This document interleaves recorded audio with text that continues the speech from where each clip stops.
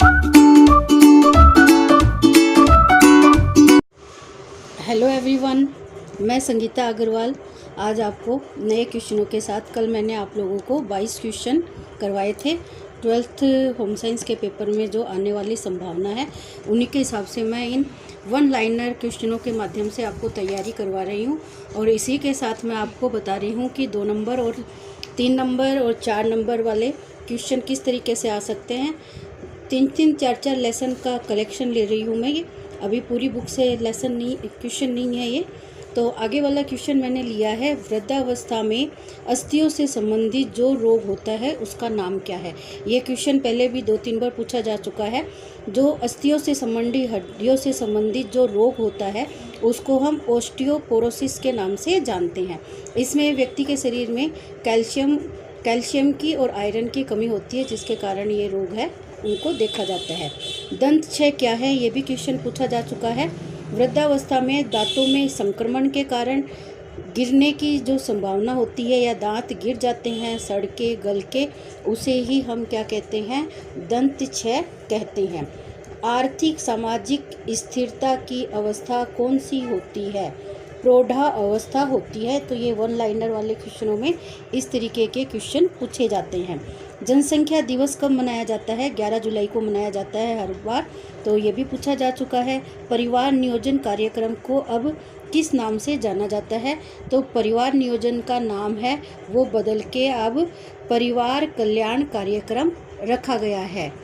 जनसंख्या वृद्धि के कोई 2 कारण बताइए। देखिए, ये प्रश्न है वो निबंधात्मक में पूछा जाएगा कि जनसंख्या वृद्धि के छोटे में 2 नंबर में 3 नंबर में पूछा जाता है, तब तो ये दे देंगे कि 2 कारण बताओ, 3 कारण बताओ। और निबंधात्मक में दे देंगे तो जनसंख्या वृद्धि के कारणों का वर्णन कीजिए। तो मैंने 2 कारण आपको बताया है कि जन्म दर है वो मृत्यु दर से अधिक हो जाती है तो जनसंख्या वृद्धि होती है। गरीबी और निरक्षरता के कारण भी जनसंख्या वृद्धि होती है। तो ये आपका निबंधात्मक क्वेश्चन में आप बुक से सारा डिटेल देख लेना कि कौन कौन से कारण हैं इसके। एक मैंने आपको निबंधात्मक प्रश्न में ये बताया है कि जनसंख्या विस्फोट से उत्पन्न समस्याएं क्या है। जो जनसंख्या बढ़ रही है उससे जो विस्फोट हो रहा है, विस्फोट की समस्या हो रही है, उसके कारण क्या है। यहाँ मैंने आपको कारण बताई हैं, इनका डिटेल आप अच्छे से बुक में पढ़ लेना। मैं थोड़ा अर्थ बता देती हूँ। भूखमरी, स्वच्छता का अभाव, स्वच्छ पीने योग्य पानी की कमी, आवास की कमी, अपर्याप्त वस्त्र, आवागमन की समस्याएं। जनसंख्या वृद्धि है वो ये सारे कारणों को जन्म देती है। तो ये आपको सारे कारण नाम से ही पता चल रहा है। जनसंख्या ज़्यादा होगी तो भूखमरी की समस्या आएगी, स्वच्छता का अभाव होगा क्योंकि गंदगी फैलेगी। जितनी ज़्यादा जनसंख्या होगी गंदगी उतनी ही अधिक होगी। स्वच्छ पीने योग्य पानी की समस्या भी आती है, आवास की कमी भी आती है, अपर्याप्त वस्त्र में भी कमी आ जाती है, आवागमन की समस्याएं भी बन जाती है। सबसे अधिक जनसंख्या वाला देश कौन सा है? चीन है, सबको पता है। चीन पहले नंबर पे है। और हमारे भारत का दूसरा प्रश्न मैंने यही दे दिया कि भारत का जनसंख्या की दृष्टि से कौन सा स्थान है, दूसरा स्थान है। ये दोनों ही प्रश्न पूछे जा चुके हैं, बार बार में पूछ लेते हैं। जनसंख्या विस्फोट क्या है? जन्म दर का निरंतर बढ़ते रहना और मृत्यु दर में कमी आना, ये जनसंख्या विस्फोट कहलाता है। क्योंकि इनका जो जन्म दर और मृत्यु दर है, इनका बैलेंस खराब हो जाता है, तो इससे हमारा जनसंख्या विस्फोट पर प्रभाव पड़ता है, उत्पन्न हो जाता है जनसंख्या विस्फोट। ये विशिष्ट बालक जो आपकी बुक में 8वां लेसन है, बहुत ही ज़्यादा इम्पोर्टेंट है। इसमें भी 2 नंबर वाला क्वेश्चन भी पूछा जाता है, 3 नंबर वाला भी क्वेश्चन और 1 नंबर वाला, यानी 2 क्वेश्चन इस लेसन के अंदर आने निर्धारित है। विशिष्ट बालक क्या है, पहले तो आपको इसका मतलब पता होना चाहिए। विशिष्ट बालक जो अलग तरीके का दिखाई दे अपनी। विशिष्ट बालक वह बालक होता है जो अन्य बालकों से, जो शारीरिक रूप से, मानसिक रूप से, बौद्धिक रूप से और भाषायिक और सामाजिक तौर पर इस सीमा तक भिन्न होते हैं, तो उन्हें हम विशिष्ट बालक कहते हैं। ये आपको नाम ध्यान रखना है। शारीरिक तौर पर, मानसिक तौर पर, शारीरिक यानी किसी के हाथ नहीं है, पैर नहीं है, आँख नहीं है, कान नहीं है। मानसिक तौर पर जो मंद बुद्धि बालक हो है या अधिक बुद्धि वाला प्रतिभाशाली बालक है, बौद्धिक दृष्टि से जिसका विकास बहुत अधिक अच्छा हुआ है। भाषाई यानी कोई बच्चे हकला के बोलते हैं, तुतला के बोलते हैं, वो सारे आ जाते हैं। जो सामाजिक तौर पर यानी जिन बच्चों का सामाजिक विकास है वो अच्छा नहीं हो पाता है, समाज के अंदर अपने आप को एडजस्ट नहीं कर पाते हैं, वो बच्चे आ जाते हैं। तो इस तरीके से जो अलग भिन्न होते हैं उन्हें ही हम विशिष्ट बालकों के श्रेणी के अंदर रखते हैं। तो विशिष्ट बालकों के आपकी बुक में अलग अलग प्रकार दे रखे हैं, अलग अलग उनका डिटेल दे रखा है, तो आप एक बार उनको थोड़ा सा देख लेना। इसमें एक तो ये प्रश्न भी पूछा जाता है एक लाइन वाले में कि अंधे व कमज़ोर नज़र वाले बालकों को कौन सी पद्धति से शिक्षा दी जाती है। ब्रेल पद्धति बोलते हैं उसको, तो ये आपको ध्यान रखना है, ब्रेल पद्धति से शिक्षा दी जाती है। मुख बधिर बालक, मुख यानी जो बोल नहीं सकते हैं, बधिर यानी जो सुन नहीं सकते हैं, उन बालकों को किस विधि से शिक्षा दी जाती है। तो इन बालकों को ओष्ठ पठन विधि, आपको ये नाम याद रखना है, मुख बधिर बालकों को ओष्ठ पठन विधि से शिक्षा दी जाती है। मंद बुद्धि बालकों की बुद्धि लब्धि कितनी होती है। बुद्धि लब्धि को इंग्लिश में बोलते हैं IQ। IQ भी बोला जा सकता है कि IQ यानी बुद्धि लब्धि का स्तर कितना होता है, 70 से ऊपर और 85 से कम मंद बुद्धि बालकों की बुद्धि लब्धि होती है। आपको याद रखना है, ये भी बहुत बार पूछा जाता है। प्रतिभाशाली बालकों की बुद्धि लब्धि कितनी होती है। प्रतिभाशाली यानी जो नॉर्मली बच्चों से बहुत ज़्यादा इंटेलिजेंट होते हैं, उन बच्चों को हम प्रतिभाशाली बच्चे कहते हैं।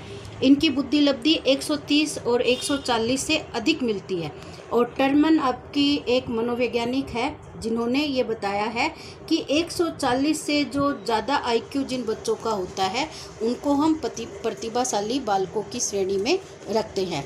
एक मोस्ट इम्पोर्टेंट क्वेश्चन जो बहुत बार परिभाषा पूछी जा चुकी है, ये आपकी जो यूनिट है, सेकंड नंबर की यूनिट है, ये आहार नियोजन। इसमें से हमेशा 8-10 नंबरों का काम है वो आपकी थ्योरी में आता है, प्रैक्टिकल में पूछा जाता है, ऐसे करके सबसे ज़्यादा नंबर वाली यूनिट होती है। तो इसमें आपको 2-3 क्वेश्चन हैं वो सारे में आपको ज़रूर मिलेंगे। तो सबसे पहले तो आपको आहार नियोजन ही पता होना चाहिए। परिभाषा, परिवार के सभी सदस्यों को उनकी पोषणिक आवश्यकताओं के अनुसार यानी उनकी पोषण संबंधी आवश्यकता क्या है उसके अनुसार भोजन उपलब्ध कराना ही आहार नियोजन है। ये तो एकदम सिंपल परिभाषा है।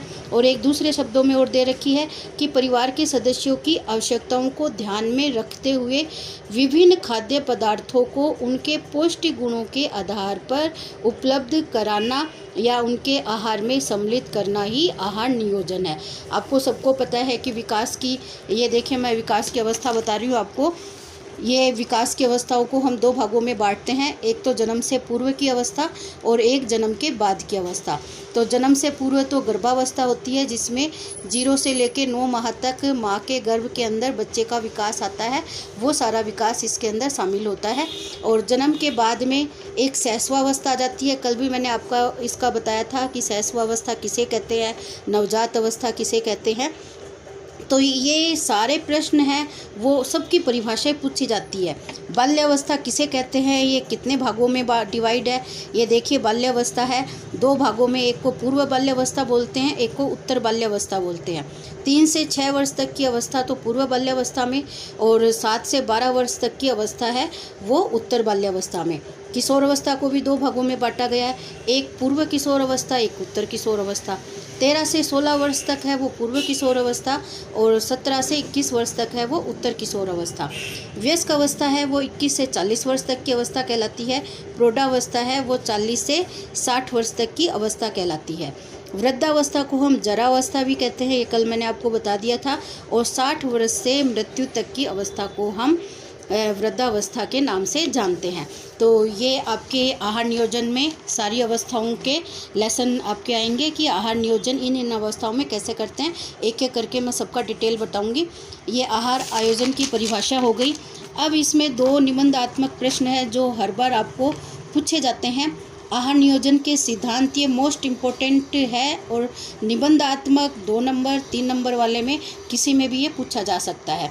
इसमें इस तरीके से होता है कि आहार नियोजन के कोई 4 सिद्धांत बताइए, या आहार नियोजन का विविधता वाला सिद्धांत को बताइए, या आहार नियोजन की पोषणिक आवश्यकता के सिद्धांत को बताइए।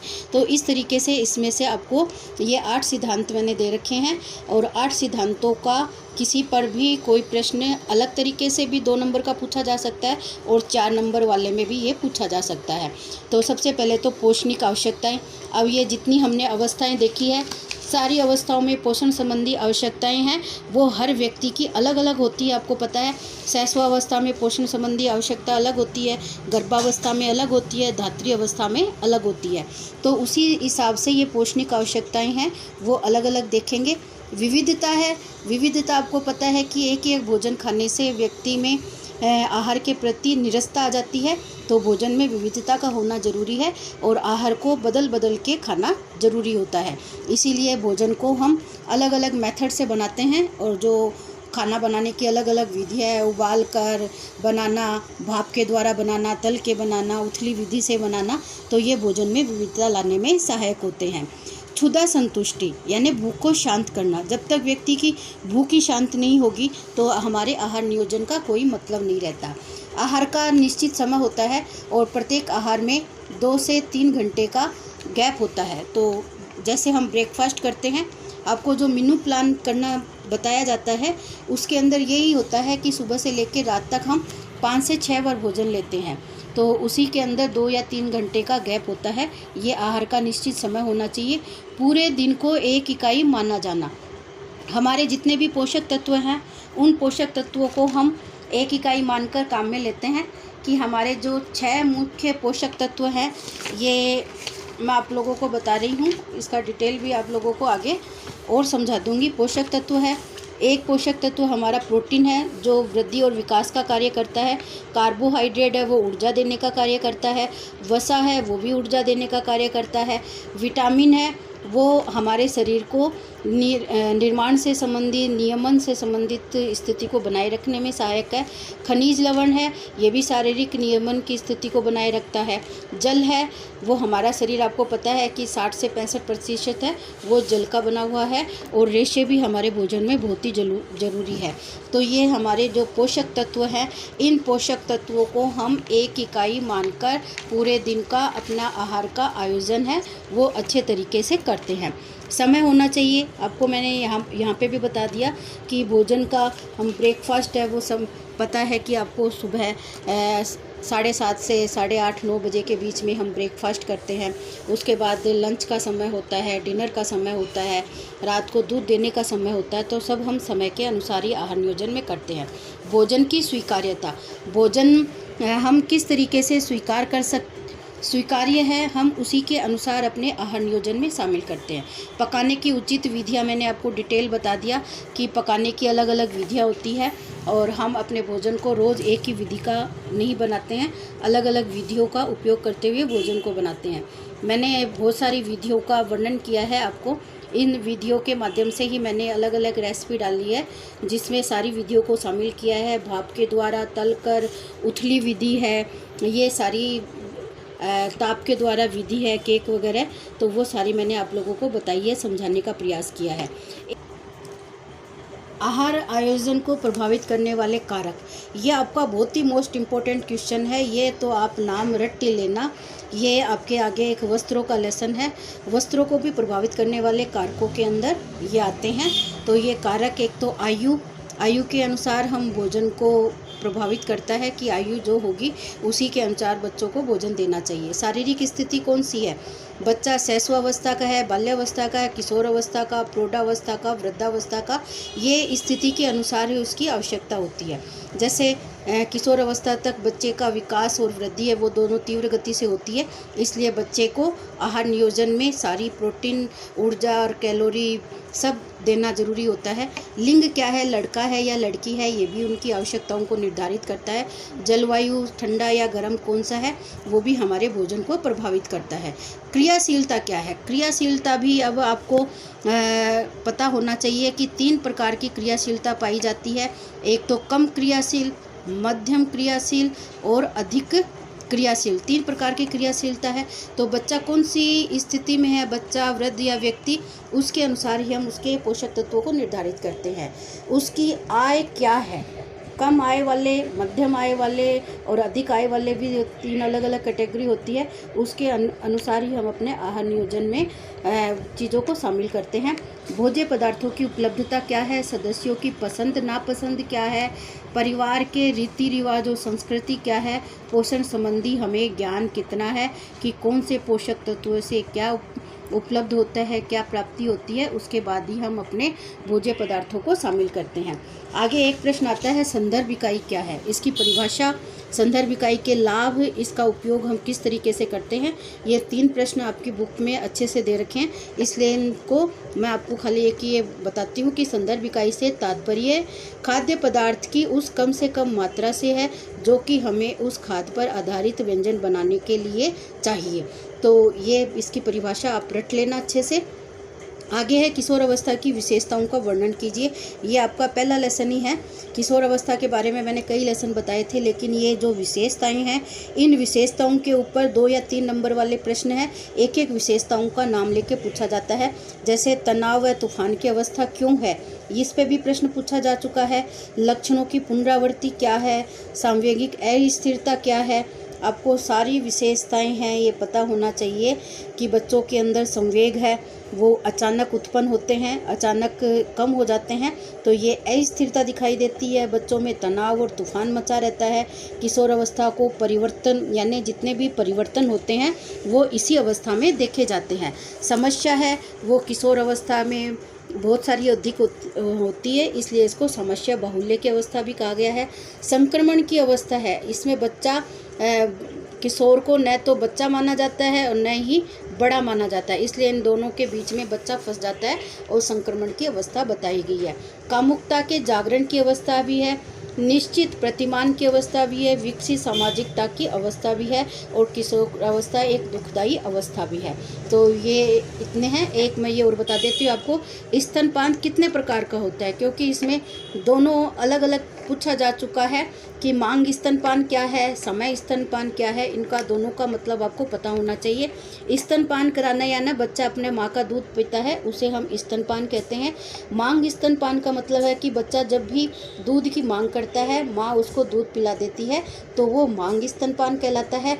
और समय के अनुसार, यानी माँ एक निश्चित समय निर्धारित कर लेती है कि 2 घंटे के बाद दूध पिलाना है या 3 घंटे के दूध पिलाना है, तो वो एक समय निर्धारित होती है। वो समय के अनुसार बच्चे की आवश्यकता को पूरा करती है, वो समय स्तनपान कहलाता है। इसलिए ये इस तरीके से भी पूछा जा सकता है, अलग अलग भी पूछा जा सकता है। स्तनपान के लाभ आपको अच्छे से याद करने हैं, ये कल मैं आप लोगों को समझाऊंगी कि स्तनपान क्या है। Okay bye. आपको मेरे क्वेश्चन कैसे लगे, ये क्वेश्चन आप डेली के डेली एक बार आप 10-15 मिनट देख के इसको याद कर लेना, ताकि आपके पेपर की प्रिपरेशन है वो अच्छी तरीके से हो सके। ओके बच्चों, बाय।